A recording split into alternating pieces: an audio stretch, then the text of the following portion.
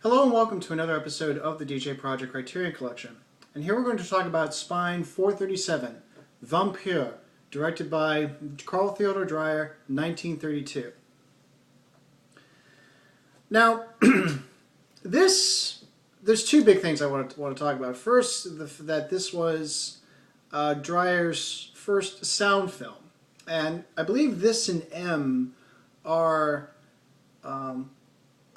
now it just occurred to me. Modern Times are the few films on the Criterion Collection that represented that transition from silent to sound, and particularly from big filmmakers that were masters of the silent film, and then they themselves making that transition into sound. If anybody who has seen either Singing in the Rain or relatively more recently The Artist, know that the transition from silent to sound was a pretty tumultuous one for all involved. There were some that were able to survive, and there were some that weren't, because and all just because of how they were made. In a silent film, it's all about appearances, and so the image was everything, the physical performance was everything. Now with sound, you have another element, which was dialogue, and there were some filmmakers, and then there were a few filmmakers who were able to make that transition, knew that sound was another layer that you can use to tell the story, convey a mood, what have you, and that's how Dreyer was able to use that. The incorporation of sound was a way of eliciting a mood, and this is definitely a piece involving mood. The story itself is okay. I guess I'll finish up a little bit more about the sort of the production and the sound aspects of it. The one thing that that was sort of difficult is how do you obtain the sound. And there were a bunch of different ways of getting sound. Some were more efficient than others. Some were more problematic than others. In the case of Vampyr, what he did... Well, first off, he had trouble financing the film. The production company that backed... this film came after... or was made after The Passion of Joan of Arc. And Vampyr was going to be his next film, and the production company backed out of the project because of the relative commercial failure of The Passion of Joan of Arc. So he had to go to other sources, and he came across an aristocrat named Nicholas de Grunsberg, who had aspirations to act himself. And so you can imagine where this is going. I'll finance the film, but I want the lead role. He took the pseudonym Julian West because his family just did not want him to act, and so it's just to save face and everything. And you think that, oh God, this is aspirations, and oh, he just really, really sucks. He actually isn't that bad of an actor, and plus also I think this is a testament to how great of a director Dreyer was. I mean, a great director is able to get the best out of limited actors, and to not see the limitations as a hindrance, but just as a way of working around it or even to your benefit if it helps tell the story. And it definitely works, so there wasn't a problem at all. So, but that just shows you how great Dreyer was. The film itself was actually shot on location. There was no soundstage because he couldn't, and it was all done for cost reasons. And also, I think it also helped out in terms of the production pipeline because you didn't have a soundstage, and also the sound recording technology, particularly in France, was very, very limited and not readily available compared to other places. So. So what they did was they, first off, there's very little dialogue. So there's still it's it's the same thing that it was a similar thing that Lon did with M, and it's a similar thing to what Charlie Chaplin did with Modern Times, is how much of the silent film aesthetic and technique can you still keep even though you're using sound as a layer. So there's very little dialogue in this. It's mostly image and intertitles, and the few moments where there is actual dialogue, it was actually shot in anticipating 3 different languages. It was shot in German, French, and English. And there wasn't any on-set sound recording, and so all the sound was added after the fact. So again, you would add in the appropriate lines. I think so far the only complete. I don't know how complete there is an English text version only, but I think they still use I don't know if they use the English dialogue or the German. Whenever I see this, I just stick with the German since that's advertised as the main feature. So I just stick with German.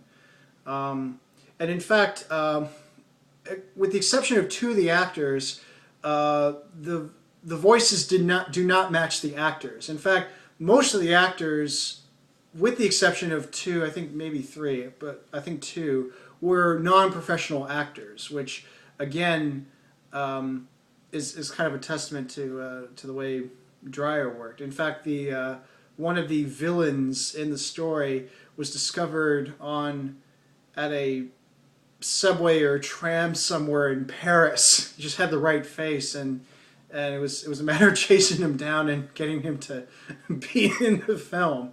But he had never been in a film in his life. But there was just something about it. And when you see it, it actually works. So to it, but anyways, but this gets into the second big thing I want to talk about, and that is the film itself. The story, it's basically a vampire story. It's obviously not Bram Stoker. It's from, I think one, maybe both of the sources was from. Okay. Oh, I have to. It's not on here. It's here. J. Sheridan Le Fanu's. It came from a collection of supernatural stories by Le Fanu, and the big one being In a Glass Darkly. So that's sort of the source of it. But it's pretty much a straightforward vampire story. Vampyr is known to roam around this particular French village, and there's a death involved, and a daughter who was bitten and is nearing death, and the vampire also has a doctor as this is the guy that they found in the tram somewhere, serving as a kind of lackey and spreading evil all around, and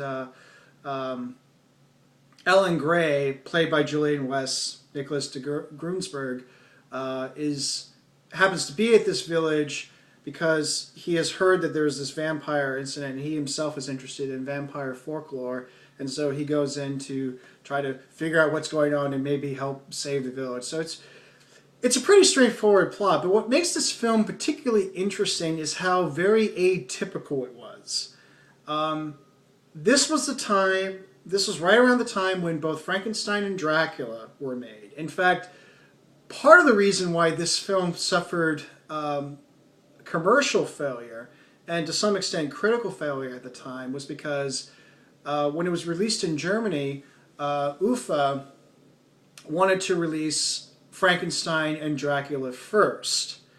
And anybody knows that those films really set the stage for horror films. And then comes this very atypical film from Dreyer, whose previous film was categorized as being very artsy and avant-garde, although Dreyer said that he had no intention to be avant-garde.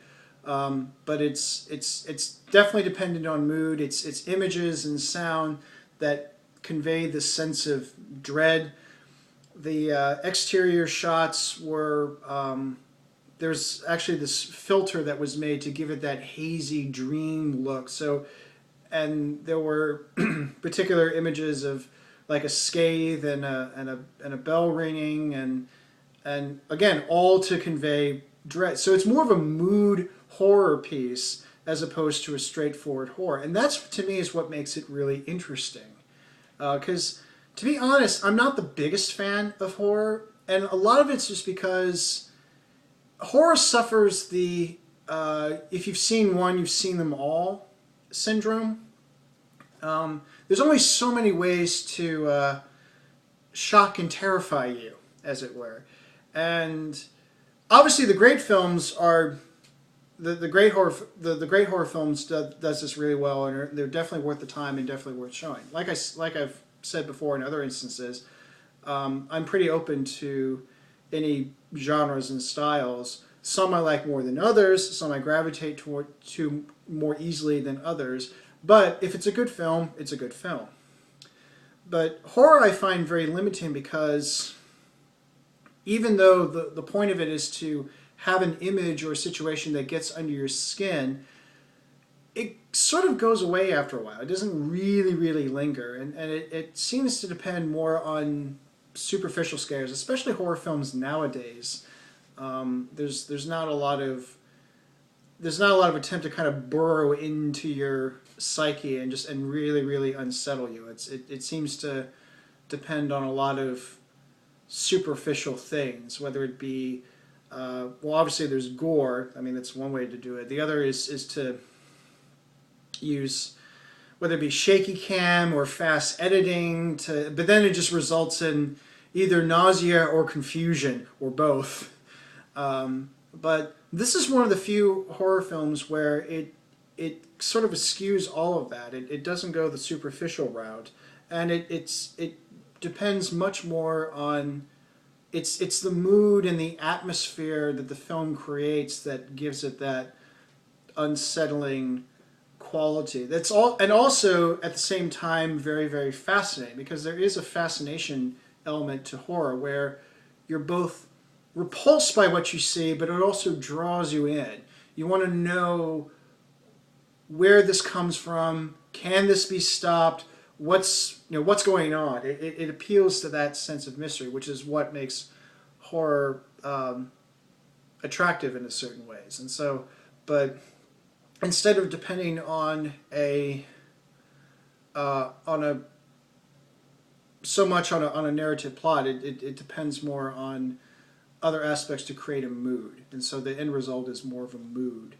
And this, I feel, anticipates a lot of David Lynch, and I also think of a bit of Stanley Kubrick's The Shining, although this is much more expressionistic than The Shining was. But there is something, there's a small scene where it's in this farm, and you just see shadows of people dancing, and they're presumed to be ghosts. Well, actually, it's not really clear about what they are, but I think the safe assumption to make is that they're all ghosts, but they're all dancing.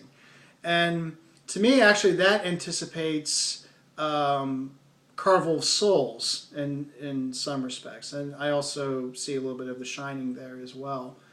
And I think also last year at Marienbad too. So anyway, so I think that's what makes it very, very appealing, is that it is very atypical, certainly atypical for its time.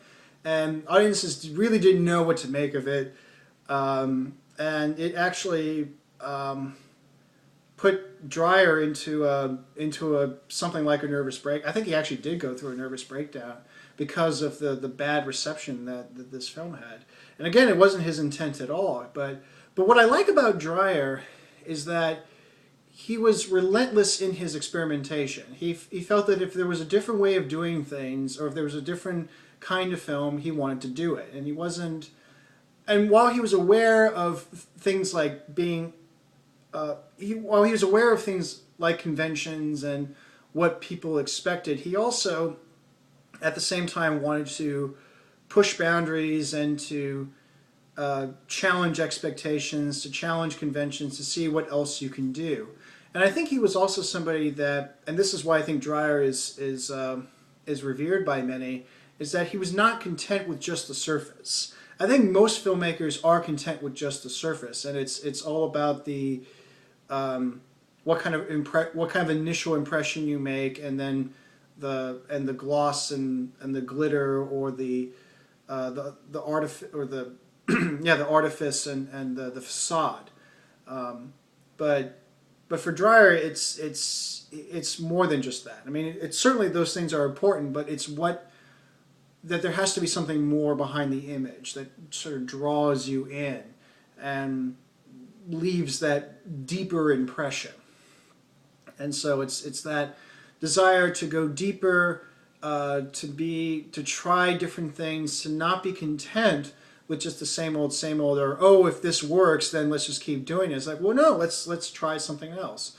And it's that kind of relentless experimentation that it doesn't pay off in the short term. It's gonna frustrate your career in your lifetime, but it's one of those things where it can pay off in dividends further down the road. And so this is another case where you have a film that was looked down on at its time and was pretty much neglected, and then finally its reputation was built up after the fact, and it's now revered as a very important film, certainly in the horror genre.